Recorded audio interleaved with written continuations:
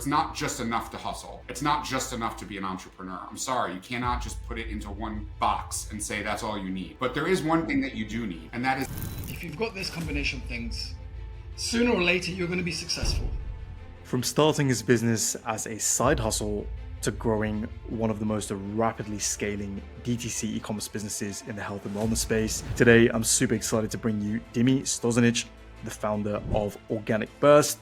What did you do in Organic Burst to get things going off the ground? Honestly speaking, I didn't even launch Organic Burst when we started it. I didn't have a business plan. I had no idea how it was going to work out. you do not need to have a business plan. Dimi did not have a business plan. I did not have a business plan. What you do need is A lot of people, they might not have money to spend on ads. Dumping a whole bunch of money into ads before product market fit is a bit of a risky endeavor. So how did you approach that at the start? First of all, we just try to get into stores. And that's always the first step, I think, for any new company within our space. We try to get into stores. The second thing then is, What is that one thing that you won't find in a book? when it comes to a business and starting a business, I always say,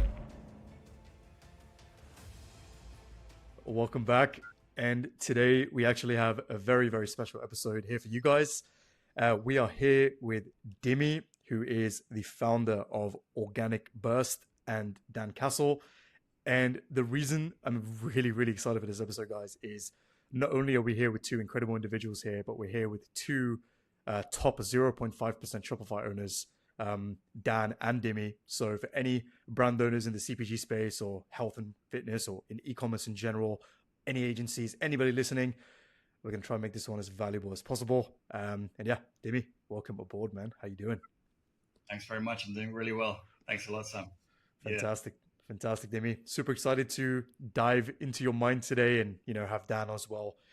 Just unpack some of the different things from his experience and his point of view as well. So Dimi, obviously we've done a bit of work together on your brand Organic Burst. And as I was diving through, I actually learned a lot of things myself about, the incredible products you have and the problems that you solve. But for somebody listening, what is the spiel with Organic Burst and what makes your brand so special? And what is the thing that has made you able to climb to the 1% of Shopify? Because you've clearly found a product market fit and your product genuinely kicks ass. So what is it that makes it so special? Wait, I just want to say this. When Sam is saying, so people that don't understand context here, when Sam is saying like, you have the best brand and you crush it, like he's not saying it because he thinks the product is good. Sam knows his numbers. Sam does retention for Dimi. So it's really important you understand that. Sam does retention for me. We're both 1% brands, but you have to have the best retention company in the game to be a 1%er. We weren't 1% until we met Sam. So let's just be honest. Sam, you know Dimi's numbers. You know my numbers. So and we can put them up on the screen. I share everything. When you own your own company, you can do that. You can make those decisions and not worry about what an investor is going to say. Why would you share that? Dimi and I can share whatever we want because we own our business completely. So when Sam says that, I want people to understand he knows every single number of Dimi's, and he knows it in comparison to dozens and dozens of other top companies. So when he says that Dimi is crushing it, he's actually crushing it. He actually has a great product. That's why he's here today. Yeah, I mean, thanks so much, of course, Sam, for your kind words, and Dan too. Are we crushing it? Yes, I think, when you put it in, when you look at the numbers and everything, I can say we're successful, but have we even done 1% of what we can do? Honestly, that's genuinely how I feel. There's so much more to do. It's unbelievable, and sky's the limit, and that's the beauty, I think, of being an entrepreneur, because, the upside is almost unlimited, in terms of just your imagination, the hard work you're going to put in, and obviously it has to be based on a very good product and a service.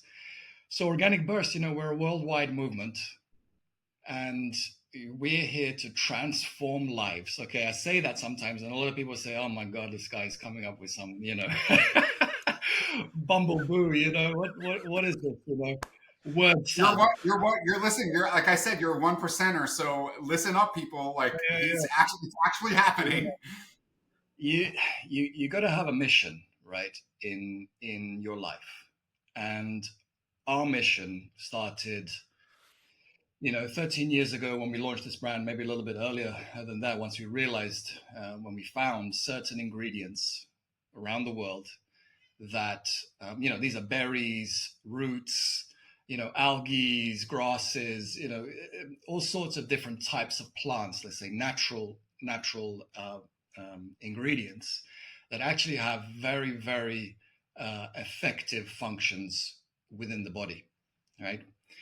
And when you combine them in certain ways and you blend them in certain ways and take them in certain ways, they can genuinely have very, very quick effects, in your body. And by doing that, you transform a certain part of you. Let's take something very simple. You clear your skin from acne, for example, right? Your entire future has now changed from that moment on. You might meet somebody, or you're going to feel more confident in that next job interview, or whatever that may be, but your future has now changed. So when I say transforming lives, it could be something very, very small that we've helped somebody achieve, but their life has been transformed for the better. And that's ultimately what we do. So our products are, like I said, they're all 100% natural, no additives. um, the ingredients that we source, they come from very, very specific parts of the planet, where we know that root, for example, where it grows, that's where it grows in its optimal climate, optimal condition, to get the most of a particular nutrient within it that gives it its certain health benefits. And then we try to educate people on that, and then deliver the best of the best product in the form of a supplement, or a loose powder or a capsule or a tablet or some blend or something like that you can take on a daily basis to really transform your life. That's That's incredible. amazing. But Dimi, a place I really like to start sometimes is, before the founder arc is what I like to call it, right? Everybody has a moment where, they had something in their career prior that led them to become a founder. So let's take you back before Organic Burst. What were you up to before you were way back? Yeah. So what was going on before you had the incredible idea to launch this brand? Let's take it back like 15 years, right? So I think that's when, probably even longer than that. I mean, I've always been, thinking I need to find my own way in this world. I need to do something for of my own, create something. I've always been, I guess, a creator in some sense. And I started out my career in banking and finance. So I was working in the city of London. I was working for a bank. I was on the trade floor. It's almost as what you see in the movies. The trade floor, and everyone's just screaming, shouting, banging each other on the head, and yeah, it's it's pretty dynamic, let's say, in that sense. So when you go into that at a young age, and I started that at 21. So it was, at that age you still don't really know what you're doing. Let's be honest, right? You're just kind of going with the flow, right? You kind of have an idea, which direction you want to go in. For me, it was just, let me go into something exciting in this direction. I was more on the IT, and the tech and banking side of things. I was working on the business side on the trade floor, but I was looking after some of the web platforms, that we were pushing in the bank. Mm. And it was exciting. It was dynamic in the beginning, but very, very quickly that lifestyle takes its toll, What do on you your mean? health. Well, when you're working super long hours, but it's very stressful. You're sitting behind a computer, you're sitting on the chair, you're not getting up. You're hitting the coffees like no tomorrow.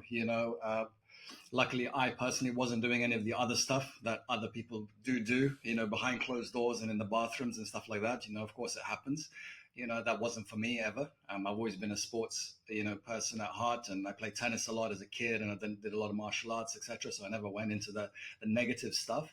But coffee was my thing for sure, and those kind of stimulants. So, that's a very, very bad way to live, 16 hours of your day every single day, right?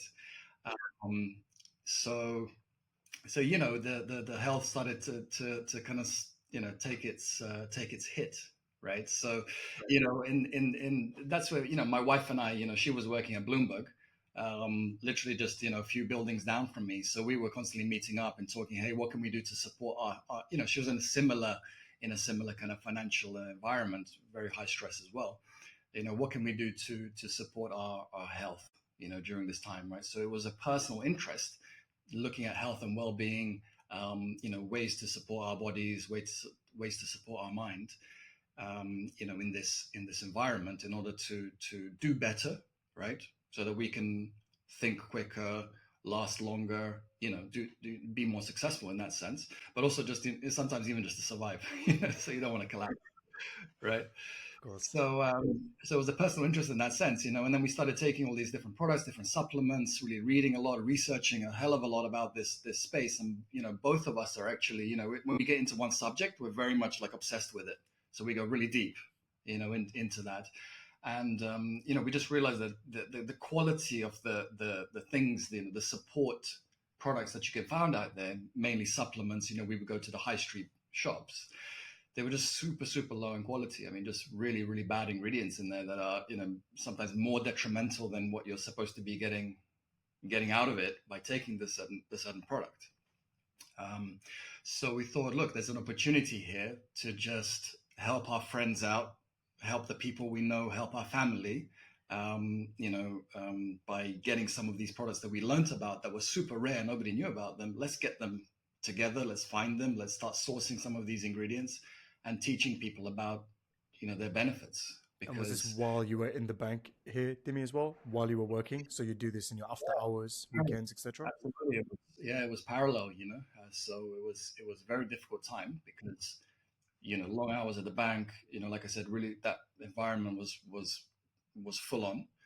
And then, but I wanted to break out of it. And the only way to break out of it was to for me, that was my way, was just pile on more hours on top, and work on that parallel business to slowly edge to a point where I could just say, then, okay, I think now I can kind of cut, right? But I think probably, Dan will relate as well, when you're setting up your own business and starting it, that cut over. I don't know, Dan, about your background. Maybe you had other businesses before that. Maybe I don't know where you came from. I'm sure you'll tell us a great story. But when you leave that like salary job behind, and now it's like it's up to you.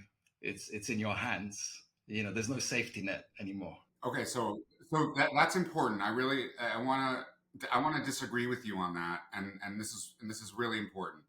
So most people have this misconception that being in corporate is safe.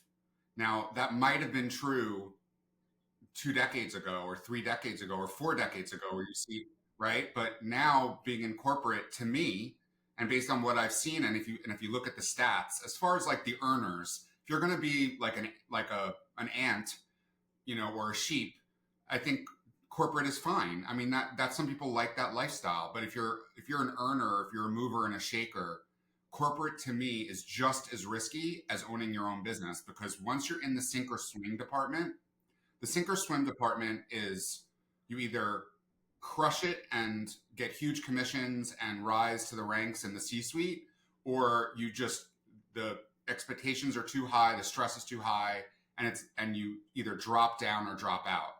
Being an entrepreneur has so much more upside than being in corporate at the mover and shaker C-suite level.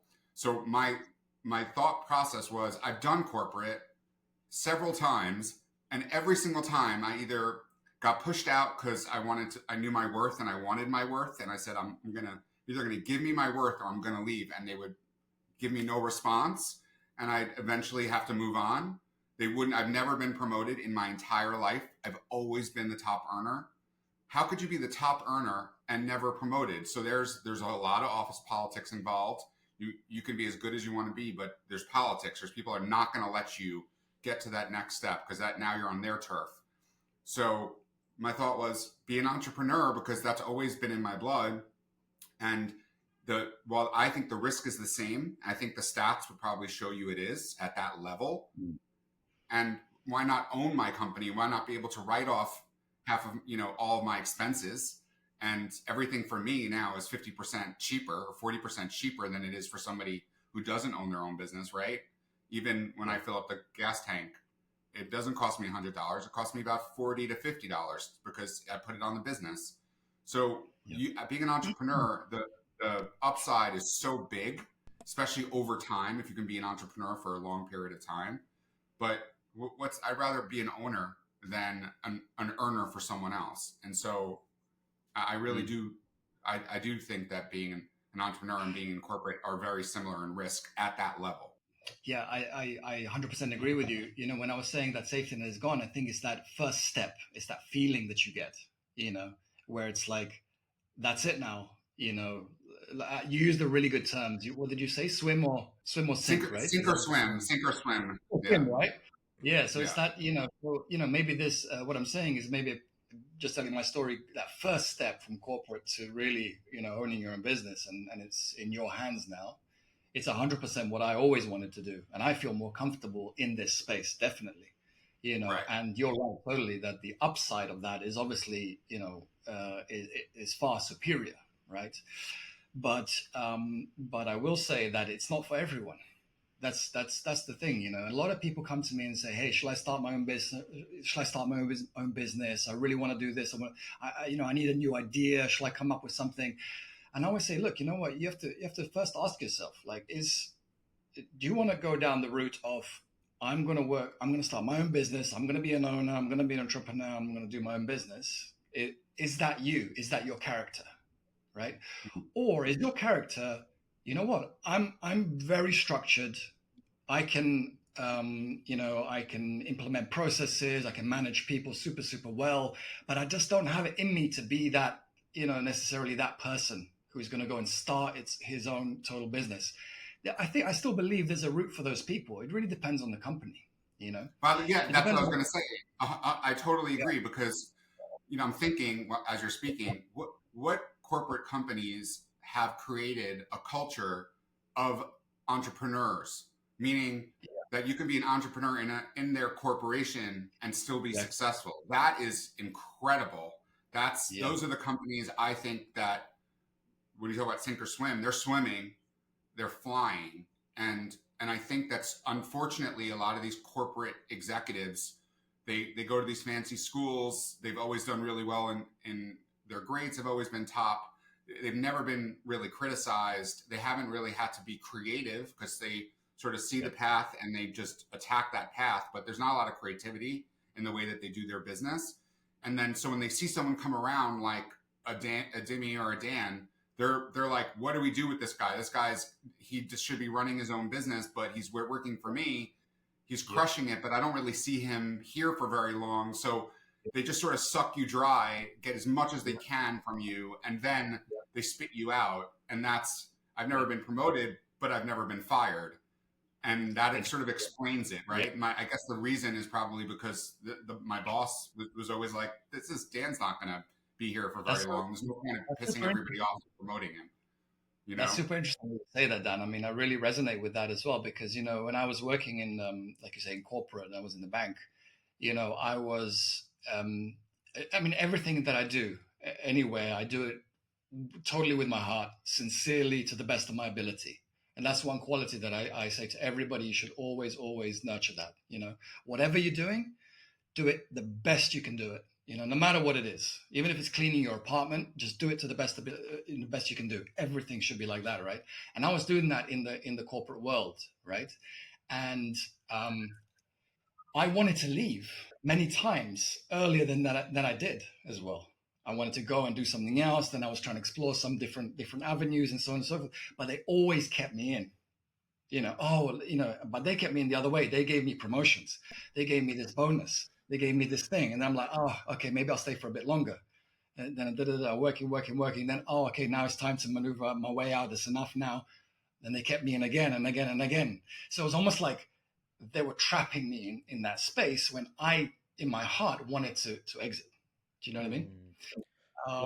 One thing you it's mentioned, dynamic. one thing you noted here, Dimi, that really resonates with me as well is to become an entrepreneur, there's inherently a sacrifice, and no matter what business you start, that is the ultimate baseline. So for anybody who's watching who might be in a corporate job, and again, right? Yeah. I want to make sure that we don't attack corporate jobs, because some people are genuinely happy and that is what they want to do, right? And there's nothing wrong with that. I think we're specifically speaking to those people who actually want something more and they're unhappy. Because if you're unhappy and you're remaining in a situation, the thing to do is change that situation. So in your case here, you were feeling stuck, you were feeling inside that you're made or capable of doing more, and you want to do more, right? So therefore, the first level was a sacrifice. I had the exact same experience. I had to come back at home. I would do lunch times after work. I almost had no life because I call it the law of inertia. In order for you to move any object, it takes 10 times the force you think it will take to move it. But once it's moving, the momentum carries it forward. So once, and I'm pretty sure both of you can relate, once your thing was in orbit, it wasn't the same level of effort that you had to put in place. It was more like flicking the flywheel, right? And then the harder and more you flick it, the more it moves. So those were periods where you really dive in and you get exponential results from that level of effort. But in the beginning, it's like moving something from being stationary, and that is really the scary part. You've burned the boats. It's just one way forward. There's no looking back, nothing behind you. It is just sink or swim, like Dan said, right? I got to add to that, sorry to interrupt you, but I got to add to that. There's another thing you said it really good. There's no way back. That's the thing, right? I think once you taste that, if you're that kind of person, like Dan is, like you are, Sam, maybe like I am, you start your own business, you're an entrepreneur, you're managing your own time, you've got control over your future, right? There's no way back. I can't go back. There's no way. Do you know what I mean? Like if everything collapsed and everything else, I'm not going back. I'm going to go live in the forest. Like that's what's going to happen, right? I always tell myself, man, I'd rather sell apples on the streets. Bro, I will be in that forest. You got to invite me. I don't know what your address is going to be. The third oak tree after the palm tree. I don't know, but I'm with you. That's how I think. I was just telling my wife, she's like, do you like our house? And I was like, I love our house. I was like, but there's one thing I'd like. And she's like, what? She's thinking I'm going to say a new shower. I go, I want a forest behind my house, like somewhere to go and hide to if I fail. Hey guys, if all three businesses fail, we'll just be like neighbors in different oak trees next to each other, and then we'll just rebuild and give it another shot. So that's a pact we can all make here. But Dimi, so you finish in a bank, you were in this overlapping period, right, where you're like working on Organic Burst. So what I want to touch on now is you have three. I always say there are three types of entrepreneurs, right? There's the entrepreneur who's thinking of getting started, going from 0 to 1. There's the entrepreneur kind of in the middle of their journey where they're kind of like, they've got past the first hurdle, let's say.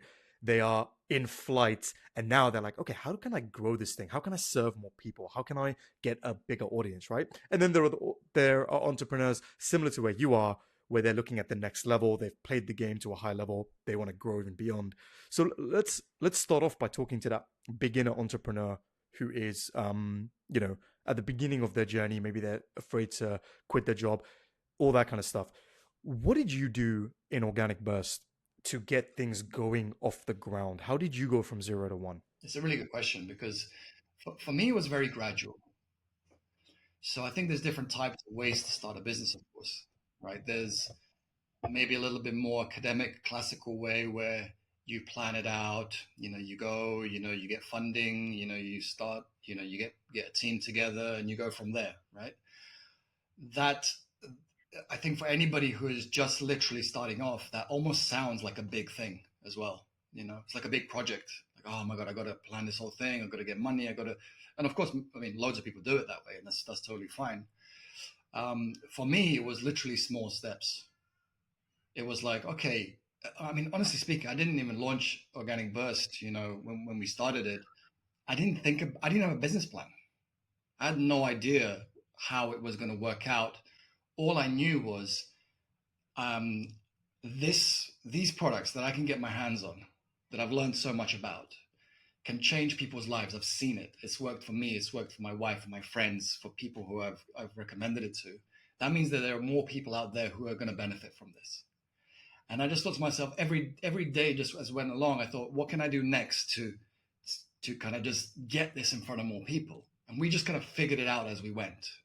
It was really like that. And we had super organic growth, and that's why, years now, we've never raised a penny. I You love Oh, I know, was that. just going to and ask. I was just going to ask if you raised. This is crazy because I don't think we've had Sam. I don't think we've had a podcast episode yet where someone has actually raised money. Everyone isn't Yeah, 100% wild, and we're talking 100%. to we're not talking to top 20% or 30% of Shopify brands. We're talking to the top 4.4% of Shopify brands or higher, and their owners, and they invested themselves. They didn't yeah. take other people's money. They took their own money. That's wild.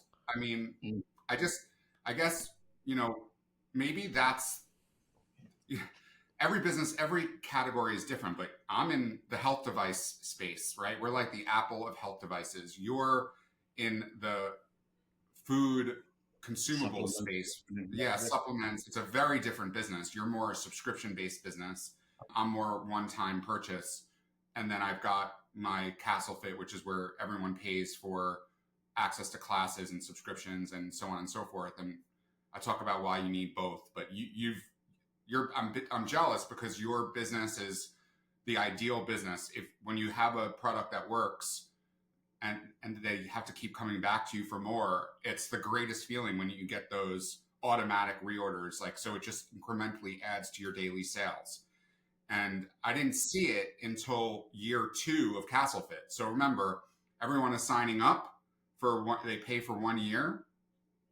We don't charge much, but about like $120, $130 as of November 2024 for an entire year's membership, which is like a year of coffee lover. So that's like a few coffees, it's like 2 or 3 frappuccinos in New York City.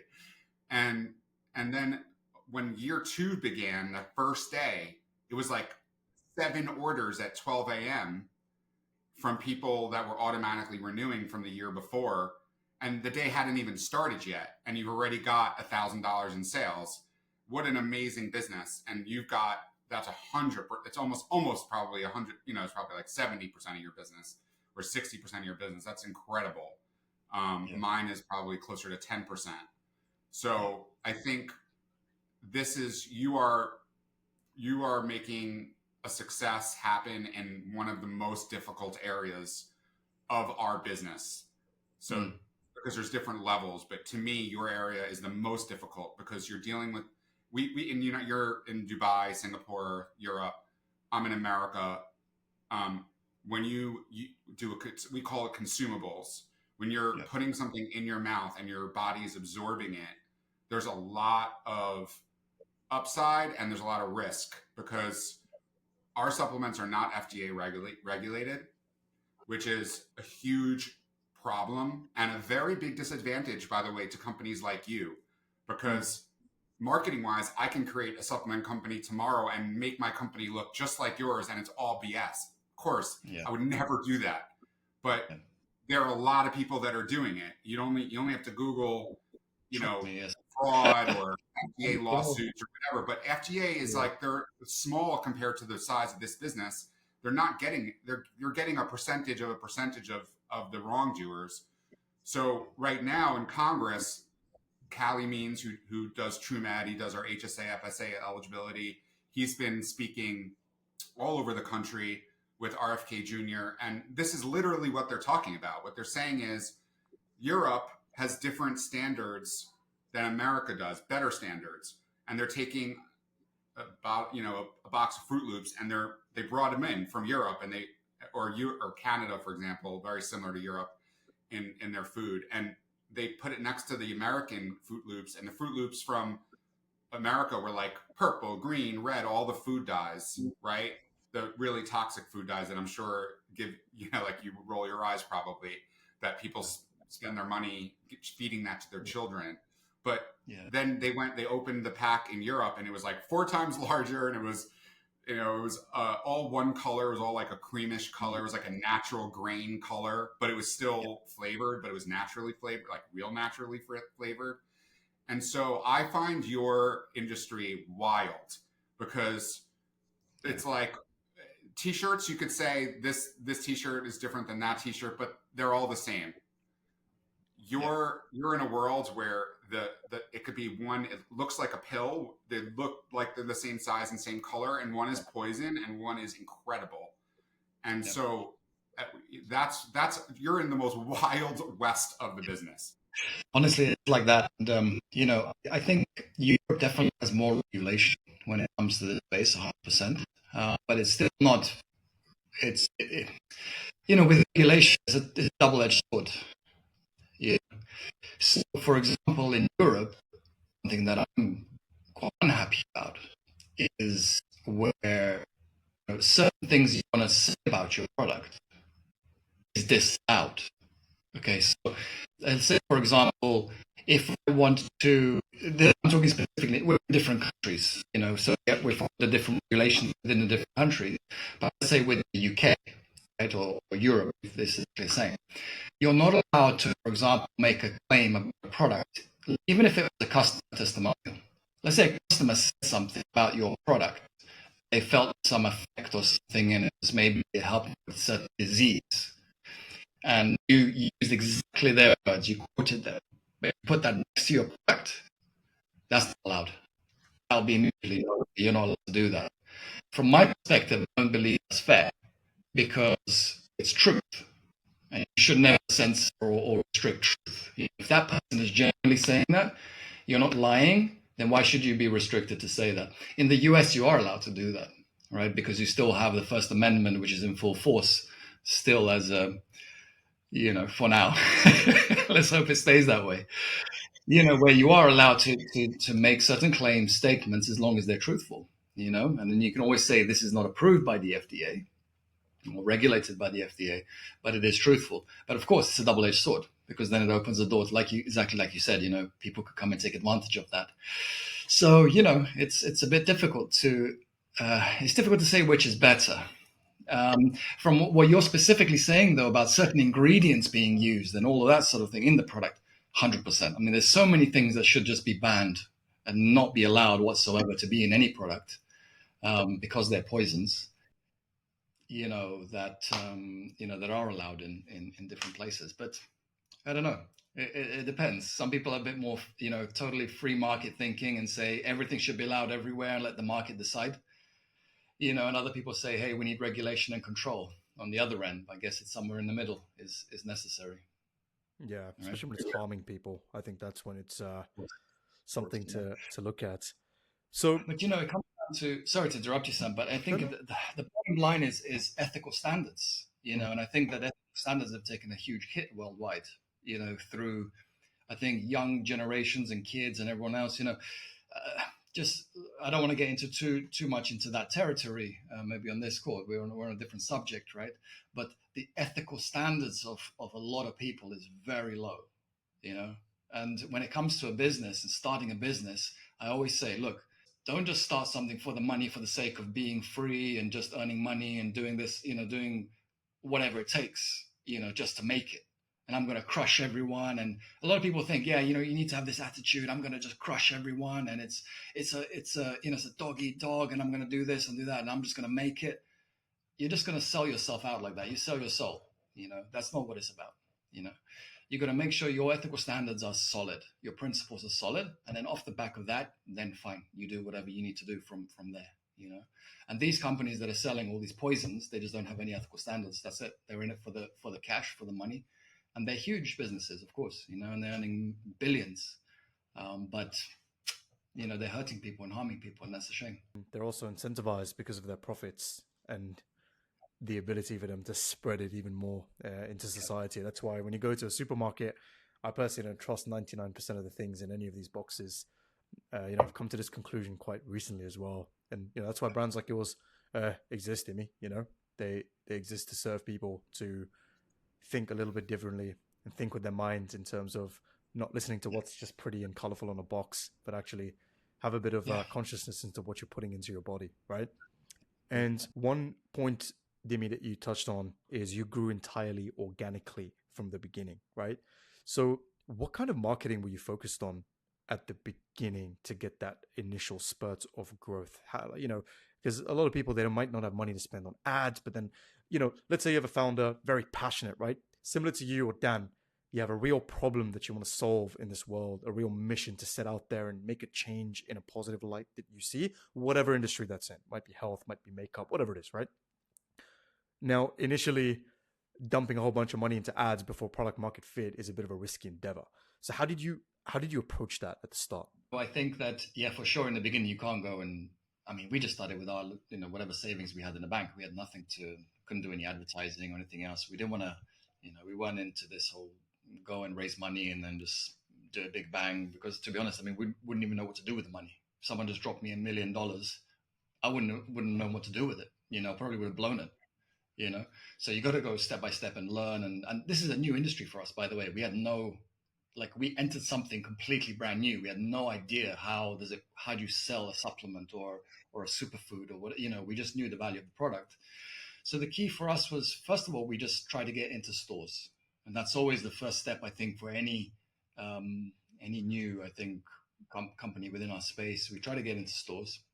We just kept calling them up every single day, knocking on doors. Hey guys, really want to show you a product. We love it. We think it's really great.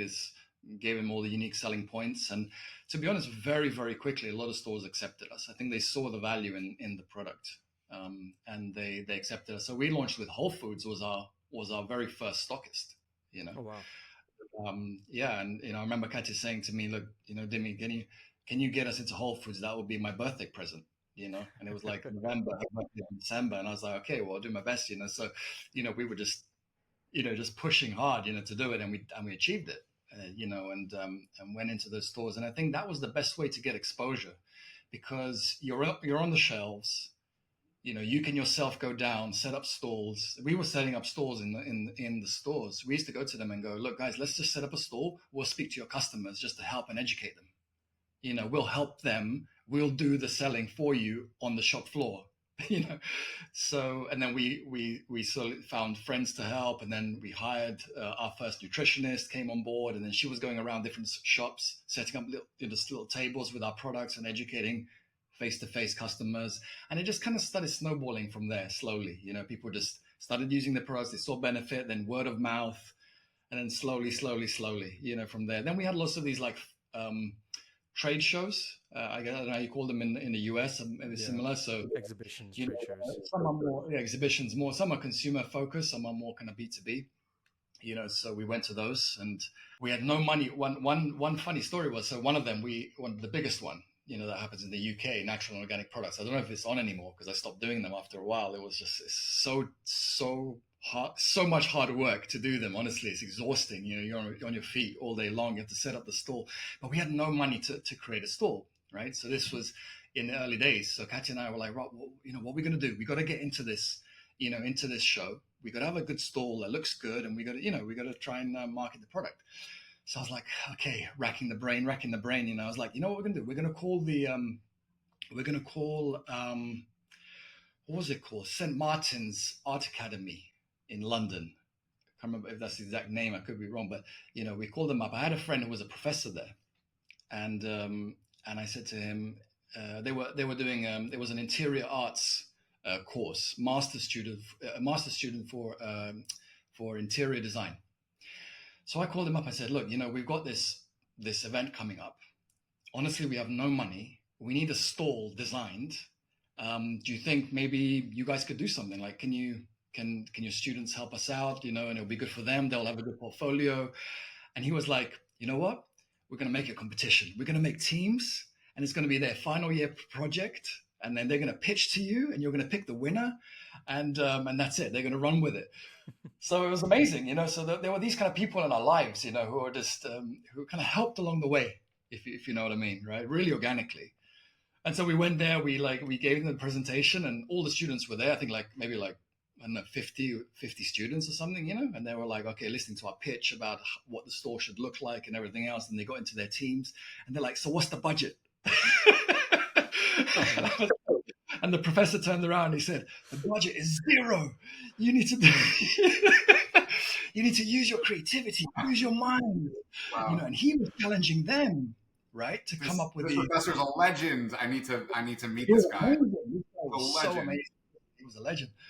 And they were like, wow, okay. He threw down the challenge to them. Obviously, in the end, we did spend money on certain, whatever we had to.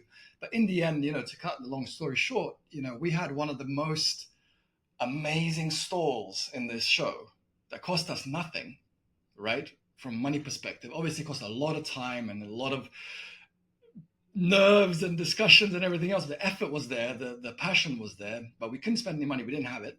And we had really one of the most beautiful stalls. And, so many people were coming, TV cameras, crews filming the stall. Wow, this is an amazing design.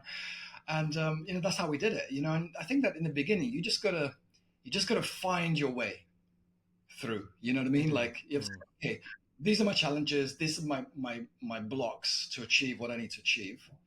And just keep like just grinding at it. You're gonna crack it. You're gonna figure it out. You're gonna find a way around, under, over. And I think that's, you gotta have that in you to just keep going.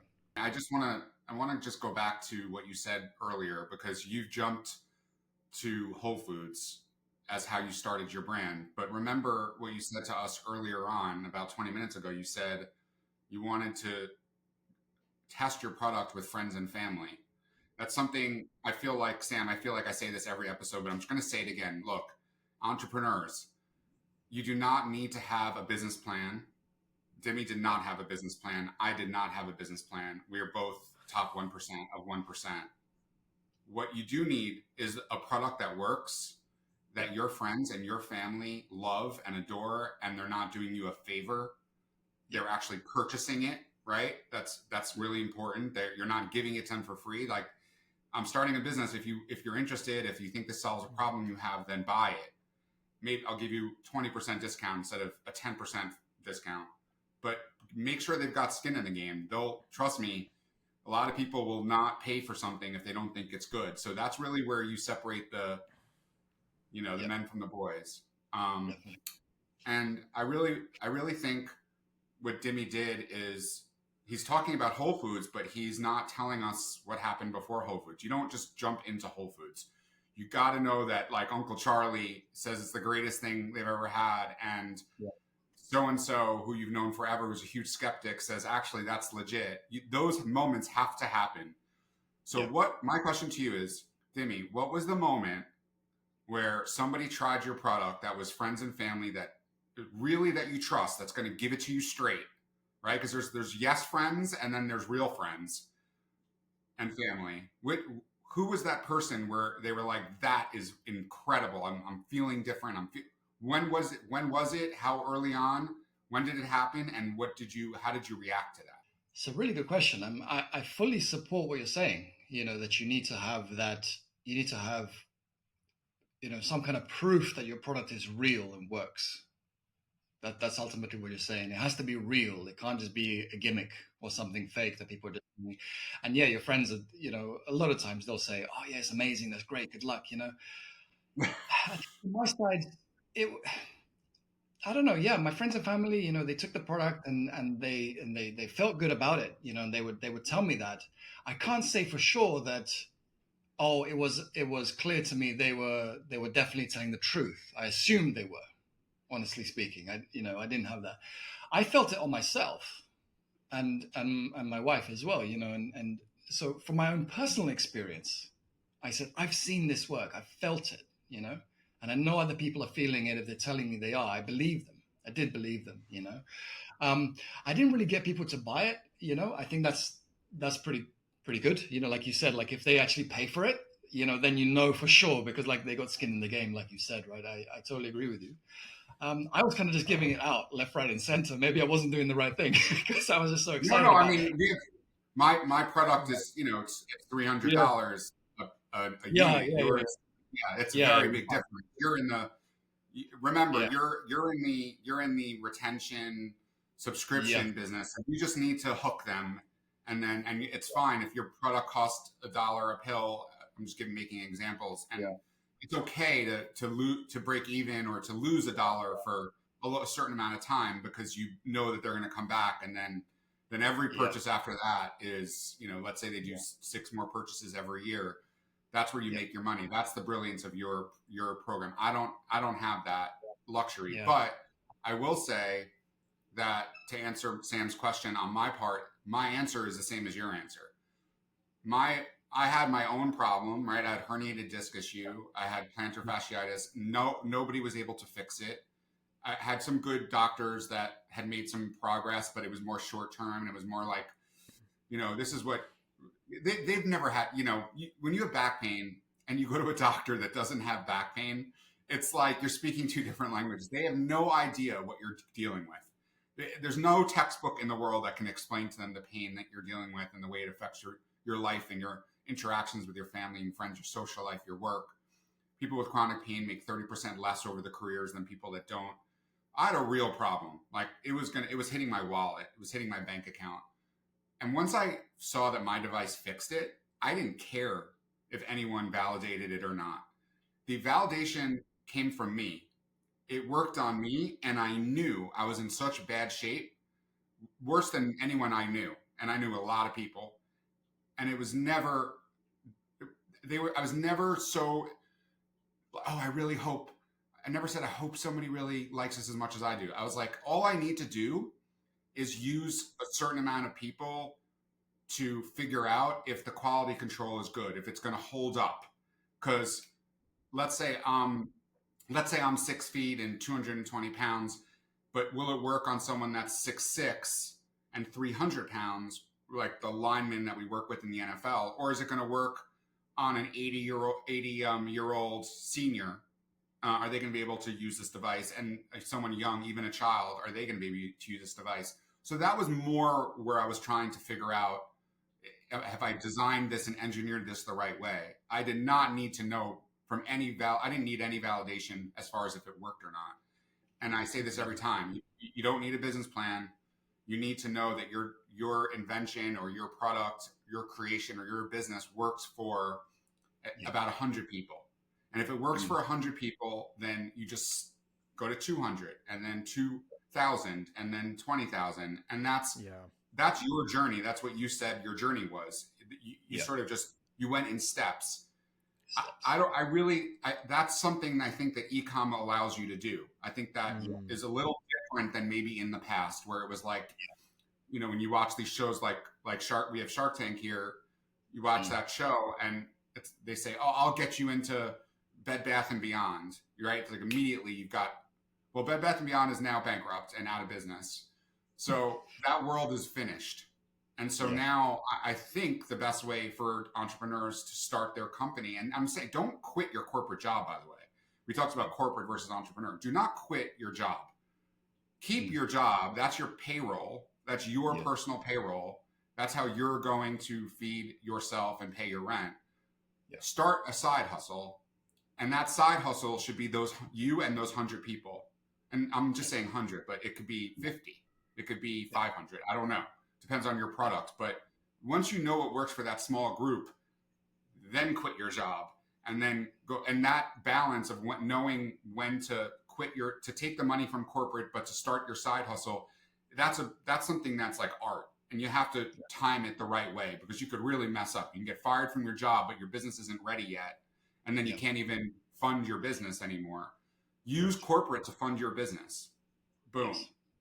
Yeah, I exactly. love that.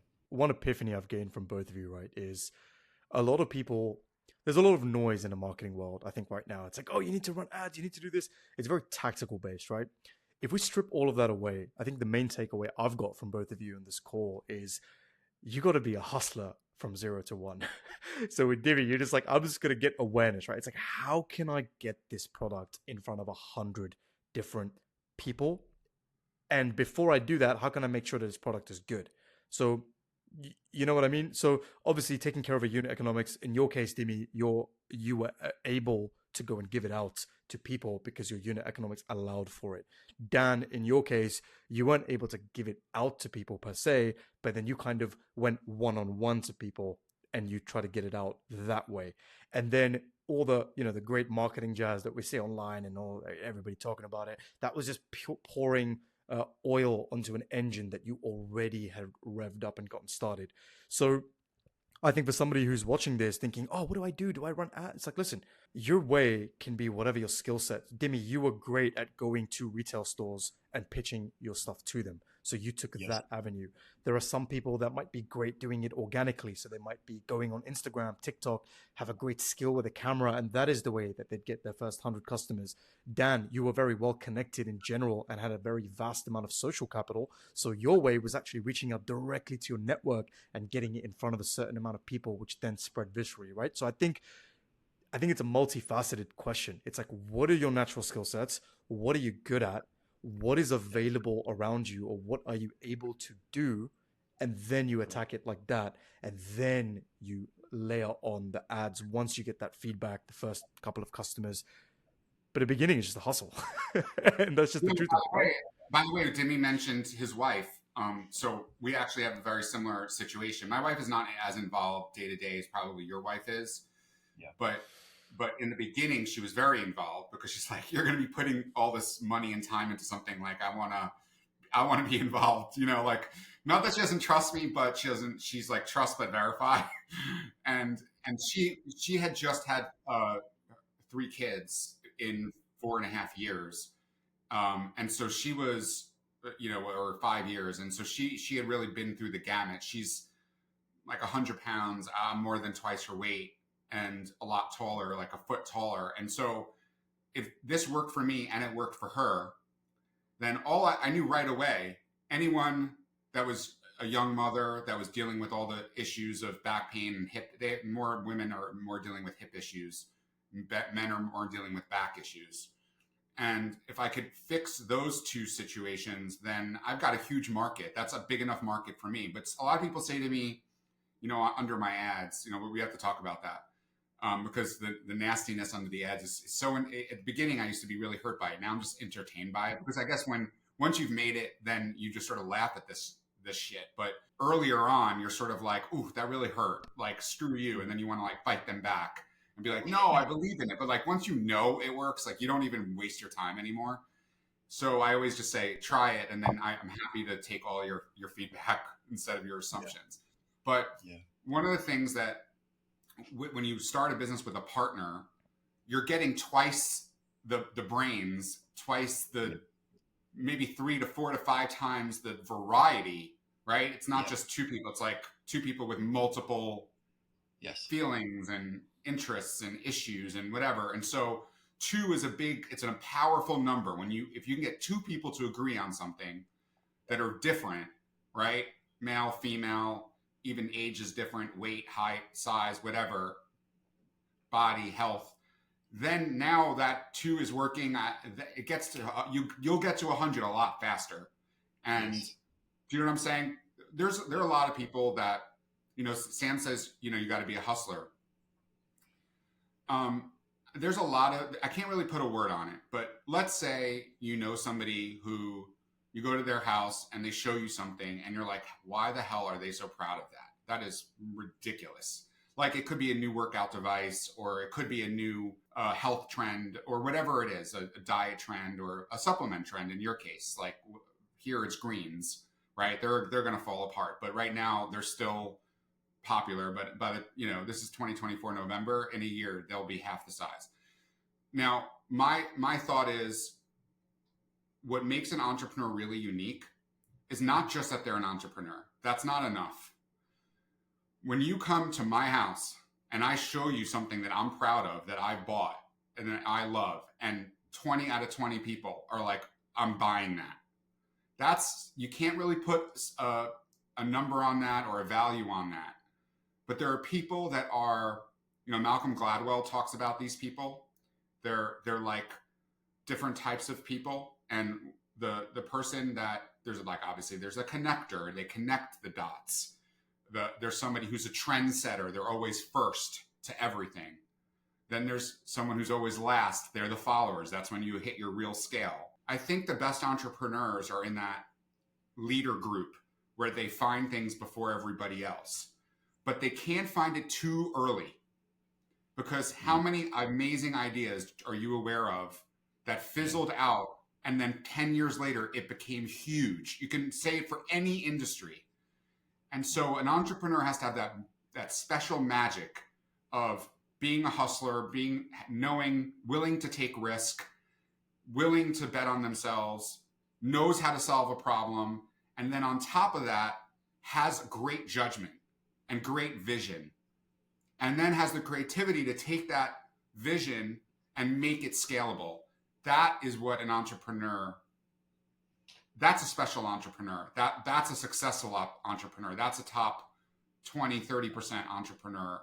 And so it's not just enough to hustle. It's not just enough to be an entrepreneur. I'm sorry, you cannot just put it into one box and say that's all you need. Mm-hmm. But there is one thing that you do need. And this is across any entrepreneur. There's one ingredient that every entrepreneur needs. And that is they have to love what they do. Because think about, Sam and I always talk about the 80-20 rule. It's sort of, you can apply it to a lot of different areas. Yeah. We always say, you 80% rational, pragmatic, run the business the right way. 20% jump out of the box, and there has to be 20% crazy, because otherwise you're not going to innovate. Otherwise you're not going to take the risk. Yeah. Same thing applies here. You have to be able to have that 20% when it comes to not just risk, not just I'm going to hustle a little bit more than maybe I should, but you have to, when things are horrible. So you love 80% of your business, but you hate the other 20%. That's what they say. There's always 20% you can't stand about your business, whatever it could be. That 20%, that will make or break you. If you don't love what you're doing, that 20% will make you quit, because you're just not willing to trade the 80 for the 20. And so I do believe that, yes, you got to be a hustler, but you also have to have so many other things going for you. And then on top of that, or let's say under it as your base, you got to have the love of what you do to get you through that shitty 20%. The passion for your business or for your product or, your service that's what gets you through the hard times. And, it's not, I think sometimes, the life of an entrepreneur is sort of glamorized a little bit, or you're an entrepreneur, you're probably kite surfing, and then next you're doing tango dancing in Argentina, and you're spending 4 hours, of your week working, and this is all just, it's nonsense, right? I mean, you're gonna be working much more hours as an entrepreneur, running your own business, trying to build something, that you're passionate about, than you would be working for corporate. Oftentimes, when you're working in a corporation, I mean, you just clock in and clock out, right? And, when you leave the office, you don't even think about it. You got your own, then you're just doing your own thing. You're going home, you're seeing your friends, this and that. When it's like 24/7, something's on your mind, there's no weekend, there's no nights, there's no nothing, it's all on, right? Then it has to be something you really love doing. You got to be like, I love I love what I do. I can't stop working. That's the thing, And when I go on holiday, I miss my laptop because I know there's that thing to do, and I want to get it done. Like that's the thing. I want to get it done, right? And I think that passion of wanting to do it, that's exactly what you're saying, Dan, right? Is that, okay, in the early days, I remember, it was like, getting all happy, launching with new stores and new stockists, and we're, everything's going amazing, and we're celebrating, and we're like, yeah, fantastic. And then we realize, oh, nobody sent out the invoices. We're not even going to get paid because we didn't invoice them. Because it's the crap that you got to do, and nobody wanted to do it, So, there are, you're right, the stuff, the downs, the difficult times, the when you're exhausted and you got to drag yourself out of bed and early and do all these things. It's the passion that carries you. It really is. 100%. I always say sometimes it's like in the macro, I don't think you'd ever change it for anything. But I think there are always those moments where you're like, damn, sometimes I wish that I could switch off and have like that corporate thing. I think every entrepreneur goes through that, right? Where sometimes you're like, oh, I wish I could switch off. But in the grand scheme of things, deep inside, like the moment you had that arrangement, you would be bored out of your mind, and you actually live for that continuous switch. So it becomes addictive all of a sudden, right? It's like it becomes your modus operandi, and you can't operate without it. I just want to add to that, which is so important, what you just said, right? It's like, it's your mission. You know what I mean? It's your life, right? And if it's your life and it's your mission, then you just don't want to do anything else. That's you're drawn to get these things done, right? Like Dan, your mission is to fix people, Yeah. make I them feel just, better. I didn't know my mission is to be a healer. That's my mission. Yeah, that's it. And, Yeah, my device heals more people than a combination of maybe 600, 700 doctors around the country that are doing this all day, seeing 20 patients a day. We reach way more people, and the yeah, results are so much more accessible with us because we're so much more affordable than paying all that money. By the way, I love what you said. Just mission. That's like a word I really haven't used or heard that much, but that makes yeah, total sense to me. And yeah, I know people are going to roll their eyes listening to this, but I hate Thursday nights because Thursday night is when my overseas teams shut down, right? Because they're like a day ahead, and so their weekend starts a little early. I love Sunday nights. That's when they get back to work, and it's still the weekend for me, but I get to start working again. I don't like weekends. I don't like holidays. yeah, I haven't been on a vacation in years. My wife, it's like she has to like force me to go on a vacation. I'm with my family. I work from home. I know I'm a good dad. I'm a good husband, and they always come first, and they know that. So I can say this and look you in the eye and say I'm doing it the right way.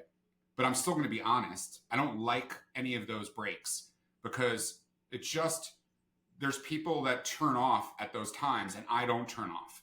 And so it's lonely being an entrepreneur, but it's really lonely on weekends and holidays because like everyone's gone. So, that's I why love it. I love this podcast because Sam and I can always just say, all right, let's line it up. Like we're bored, and he's the same as me. Friday night is when he speaks to me the most out of the entire week because yeah, that's when his work is done, and then he's still craving it. It's how I know yeah. he loves what he does. Timmy, I'm gonna do something. I do this every episode. This is my favorite part of the episode. Um, Sam's probably gonna roll his eyes, but I want you to be honest. I'm going to give you a business idea or propose a transaction to you that I think would help your business, and you're going to say yes or no and why. And I don't want you to feel bad to say no. You say no, that won't work for me because you're not going to hurt my feelings. I don't know your business so well, but I'm going to give you an idea, and sometimes I hit and sometimes I miss. So here's my offer to you. I am a firm believer that as your business starts to grow, a lot of companies overreach and they start to go into new categories or new products that really are not a good fit for them or they're not that great at. And they just assume that because they've had success in X, Y, and Z, that they're going to have success in A, B, C. So the number one product that everyone keeps asking me to do is a supplement for back pain that will reduce swelling and inflammation and even arthritis. And a lot of our customers are over the age of 50. Over 60% of our customers are over the age of 50, with a lot in the 70 and 80 range, which makes us unique, and probably a lot older than your customer base. I don't know. I've never met you. I've never spoken to you. So this is the first time I'm making you an offer. My question to you is, would you be willing, since we have a very established business and we would do the volume pretty quickly, would you be willing to create that for me as a private label or as in conjunction with as a co-brand? Because I need that subscription model. I only have a very 10% of my business is that model. I also have been researching this for 3 years, and I refuse to go into that business for so many reasons because of what I think the FDA eventually will change. And I think the crappy supplements that are out there are going to get either taken out of business or put in jail. A reckoning is happening. It's happening right now with all the Senate hearings, and Callie Means is leading this charge with RFK Jr. Yeah. I don't think I can do a better job than you. Even if I put all my time into it, then it would hurt my existing business. So my deal offer to you is, will you create that for my customers who desperately need it? And I don't trust myself to create that product. Right. I'll think about it. Okay, so it's not a no. So you're telling me there's a chance. Let me say, I would say it will be a no in the short term, but maybe in the medium term, and we'll have to see in the long term. And the reason for that, honestly speaking, is that we we are moving so quickly ahead, on our own product development and expanding, our product range and our markets and everything else, that if I took something like that on, I genuinely wouldn't do a good job for you. I really believe I wouldn't do it. Even if you said to me, here's 5 million right now, let's get going and let's do it. I would have to say no for now because I wouldn't be able to deliver, honestly speaking. I'd be absolutely more than happy to give you advice, put you in touch with the right people, guide you, be an advisor, do anything like that if you wanted to get going earlier, for sure. I'm always there to assist. Lovely people like yourself on that. But I would let you down, because I wouldn't be able to deliver it simply because of That's a fair bandwidth. answer. That's a I fair love the answer. And authenticity, man. This is what I we're, live for. These freaking yeah, organic moments like this, where you can Yeah, understand that this is the reality of how things happen, right? It's like yeah, what one person might see as a no, what I see as authenticity from Dimi, and passion from Dan to try to think bigger and understand where his limits are of expertise, which we all have, right? So that was genuinely such a beautiful interaction there. I just had to watch it. but I will say that, there's different layers to this as well, in the sense that what you've explained and the idea you've proposed, I think it's a fantastic idea. I think there's no doubt that there's a huge amount of success potential within that. I actually don't have any doubt, to be honest, that that's gonna be a really successful venture for sure. But it always comes down to, is that there's an idea which is amazing, and then there's timing as well. And I think from my perspective, if I tried to do that, I would probably drop the ball for you, or on the other side of my own business, on my core business, if I had to try and split time at this stage. However, if it was something planned down the line, and we were like, okay, let's think about this in 6 months from now, and we can gear towards that, then things probably could get arranged and settled for to do something like that. In terms of just white label, though, that's one thing that is interesting. So we've been approached many times in the past to do white label. Hey, supply us your ingredients.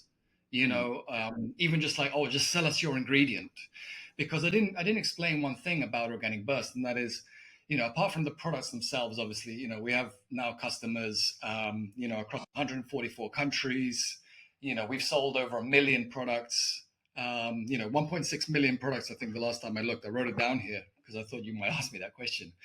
The ingredients themselves. I mean, it takes us years to launch something that might take another brand in our space, another competitor, literally months. Why? Because a lot of these companies, they will go to the nearest distributor of ingredients, and they will say, "Show us the menu," and they'll go, "Okay, cacao, spirulina, chlorella, maca. This is just a menu," and they just pick and choose from it, and boom, 3 months later, they've got products on the shelf with some beautiful design and everything else. The problem is they've got no idea where the ingredients came from, what's inside them. Was anybody exploited? To get those ingredients, and so on and so forth. There's a lot of problems with there. It's a shortcut to launch quickly, and inevitably, either you could be harming someone without even knowing it, or you're going to collapse anyway because eventually the product is just rubbish. It doesn't work. For us, it takes 100%. years.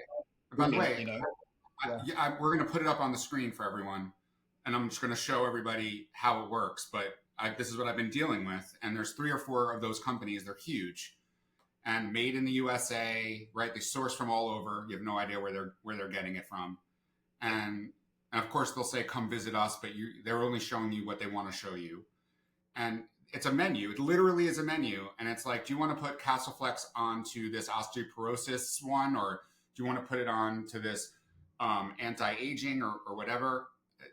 I won't do it. I will not take a shortcut. I have said no. I know it's big money for me that I'm putting. I don't think people understand how much money I'm giving up. I could make millions in months if I just whitelist my brand onto these vitamins and put my marketing and branding on it, and do it the way that I launch a business. I won't do it. I won't do it until basically Dimi succumbs to my answer. I love it. I'll try. By the way, I'll try his wife next, maybe she'll like me more. But Yeah. if you say to me it's going to be 5 years, I'm good. I'll wait 5 years. You're I right. will never. I'm only Yeah. as good as my last invention. So if I Yeah. fail in an area that's a consumable that you're putting into your body, I'm not going to do it. And all these companies are doing it, and they're making tons of money. And I'm not judging them for doing it. It's just not the level of standard that we have here, and I'm not going to do it. And so I will be patient, and I will just be scratching at your door like that little kitten asking for more milk. For I sure. love it, I would man. just say about the ingredients, just about the white label, the amount of people that ask us for this, just a white label or supply them the ingredients. And I always say no because, well, number one is so much goes into finding them. Years, like I said, it goes into finding them. You would think like, let's say cacao, okay, or cocoa. Some people say cacao is the more, authentic, I guess, ingredient. And, chocolate is everywhere. It took me 6 years to find our source of cacao because you won't believe how much lead and cadmium there is in cacao. It's a big issue for that plant. It absorbs it from the soil, and plus a lot of cacao, or the ingredient that goes into making chocolate, will come from Indonesia and certain African countries where there is a lot of pollution issues. So a lot of that comes from the air. It's pollution in the surface water. It goes gets into the soil and it gets into the plant. I've put so many sources, suppliers that look amazing on paper through the lab. And that's something we do. Every ingredient always goes through the lab and continues to go through the lab every single time when we buy and produce, to make sure. And I see high levels of lead. I see all various contaminations. And it's shocking. It's shocking to know that these are out there and people are consuming them without even knowing. So my conscience doesn't allow me to just go and get an ingredient off the shelf from some random supplier and just give it to my family, right? Or my children, or my mother, or someone else. And if I can give it to my family, then I can give it to my customers. Yeah, That's it's a genuinely. form. That's a form of patent. That's a form of your patent. I have actual physical Yeah. patents and documents that say do not knock off Castleflex because all my inventions are patented. I don't launch it until they're patented, so I don't wait for them to be pending. You see that a lot on the shows. Like I have 4 patents pending. That means nothing. All my patents are issued globally. That's your patent. That's all those Yes. years and years and years that no one else is willing to do. That I'm not willing to do it, and I know it'll make me millions. I'm not willing to do it. That is Yeah. your patent. You should not give that up. That's why if we do a deal someday, it would have to be in a way that you benefit Exactly. greatly. That's what I would say to you. I'm happy to give advice and help, and anybody who wants to do this, because the more people that are doing this, the better. That means there'll be more amazing products out there, and I'm more for that. I'm not protective of the market, at all. I'd love to see more amazing products out there. But our ingredients themselves, I am protective over, because just so much goes into them. So much blood, sweat, and tears goes into finding them. And not only that, we fly out there. So I know the people who are pulling that turmeric from the ground. I've done it myself. I've stood next to them. My hands are dirty with the soil, when I get it in there and pull it out. I've been in the Amazon. I've climbed that tree trying to get the acai berry. My feet were scratched up I just said, look, I see this guy doing it. Let me try it. Let me feel what it's like, So I'm trying to climb this tree. I couldn't even go, I couldn't get off like 2 meters off the ground. And this guy's up there like 10 meters in the sky, right? Getting the berries down. These people are incredible people, and knowing them by name, sharing meals with their family, getting invited into their homes. I've been in Taiwan, Peru, going up into the mountains, 4,500 meters above sea level, where we experienced serious altitude sickness. We went up to film and get meet the harvesters and everything else. And both of us, my wife and I, went together. We were totally. You feel drunk. There's 50% less oxygen. You can't think. And we've been through that difficulty, let's say, to find those products, meet the people, and understand their backgrounds and their stories, and learn all the when you meet someone on their land and they invite you into their home, and they're serving you maca, which is like literally just pulled out of the ground, that they've just boiled it and everything else, and you're sharing stories about history and their ancestors and this and that. mean, the stuff you learn is absolutely incredible. Incredible. Like these people who are helping, our farmers in Peru, they've been around before the Inca. The Quechua people were there before the Inca themselves, using maca for stamina, for hormonal balance, for fertility, everything else. So we hear these stories and we're like, oh, that's amazing, and then, we hear from our customers today, which is thousands of years later from when the original time they started to use this and all this history, thousands of years of history. And then we're hearing from our customers the same stories. Oh, 12 years I've been trying to get pregnant and I can't, and I've just started taking a maca. Within 3 months, I'm pregnant. This story is like just on repeat. So many people are constantly emailing us thank yous for, hey, I'm trying to have a child, I can't, and now, I can because your product has actually helped me with fertility. So we even bring life into the world in some sense. But by the way, that's that's part of your 80%. That's part of like we said 80-20, 20 you hate, 80 you love of your job, of your business. That's the top 1% of your 80% is when you get that story, where you're like, wow, what I'm doing is literally changing lives. And sometimes people take the time to write you. My story was someone said their son was in a wheelchair and hasn't been able to walk in 20 years. And now they're walking again with my device. And it's just like, that's your 1% of the 80% that you're like, all right, the 20%'s worth it. You know what I mean? And it's like, the money doesn't matter at that point. You're just like, holy cow, I can die a happy man. Can I just say, as a service partner for both of you, I think this is what makes me the happiest, man, when I work with people who are authentic and trying to solve a problem. And I think this is what makes it such a pleasure to work with, because obviously, this is the podcast. You guys are being absolutely authentic, but you're exactly the same when I speak to you. You are very mission driven, both of you, and you both have just such an incredible energy and a very high agency in that sense to make others, like every time I speak to both of you guys inspire me in reverse as well, to go out and be more purposeful in everything that I do. And Dimi, a point that we always like to end the podcast on is, so our podcast is called You Won't Find This in a Book, right? So we love to ask you at the end, what is that one thing that you won't find in a book that you would like to share to the people watching this, Dimi? It's always on the spot question. I love their faces when you ask that question. I know, it's just like everybody. We have the 1% of the 1% on our podcast, and they can never answer this question immediately. You'd think that they'd be. That's why I love that. It's such a loaded question, right? It's like, what is that thing you want to share that you won't find in a book? The reason why it's such a hard question is because maybe most things are in books, and I'm trying to think of something unique now to say, something that's like mind blowing, that's going to like. That's why we love it. Within mind, but I don't think it's like that.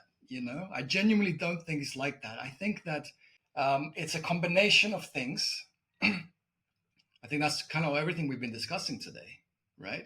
It's a combination of things that comes down to it. And if you've got this combination of things, sooner or later, you're going to be successful.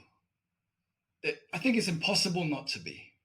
You just got to keep going, right? And that is, you need to have a product or a service that genuinely, sincerely does what it says and solves a problem, and it's real.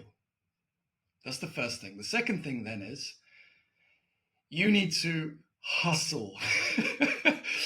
You need to work hard. You need to figure out ways. You need to, people say work smart, not hard. It makes sense. It's amazing if you can do that. It's both. But you got to be both, right? You got to kind of figure it out, right? Sometimes you don't know what's the smart way, so you just got to do it a certain way, and you figure it out. Work hard until you figure out how to work smart. Yeah, you figure it out, right? And just keep going, and keep going and going and going, because you will be successful. Definitely, there's no doubt, 100% you'll be successful, right? Now, success obviously is a different measure. What do you consider success, right? Someone who has a shop on a high street in a little town, in a little village somewhere, their success is going to be maybe different to somebody who has a global brand who wants to change millions of people's lives all around the world. It's just different. There's no better or worse as well. Let me get that straight, right? You will define for yourself what is your measure of success. You will reach that, which also means that you shouldn't set your measure of success too low, because you're going to get there definitely with that combination. Very good product, very good service, and hard work, and keep going. And and also I do want to emphasize in the whole thing, you got to have a very strong ethical, moral framework on top of what you're doing. Don't sell yourself out or your soul out just for the sake of making some money in the short term, right? Even one lifetime is a short term at the end of the day, right? You don't need that. You don't need to do that, right? You will be successful 100%, right? So yeah, maybe your goal is like this. This is my success. You're going to reach it. Okay, then think, what's next? Let me go to the next level. This level. You're going to reach it again. There's no doubt in my mind. Everybody listening to this, you can do it. 100%. Just throw those 3 things together that I mentioned. Keep going, and you're going to do it. No doubt. I love that, Dimi. Dan, this was an Yeah. awesome episode. Thank you both for your epic time, and excited for the impact that this episode is going to have on anyone listening. Thanks so Thanks, much, Dimi. guys. All right, guys.